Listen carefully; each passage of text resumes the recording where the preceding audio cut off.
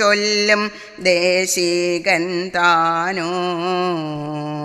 നാരായണ നാരായണ നാരായണ നാരായണ നാരായണ നാരായണ രാധാ ഗോവിന്ദ. പ്രാരബ്ധത്തിനാൽ കരുത്തും ഞോടിക്കൊണ്ടു ഞെരിക്കുമെൻ ഗുരുവാകും ഗുരുവായൂരപ്പനോ ചൊല്ലൂ.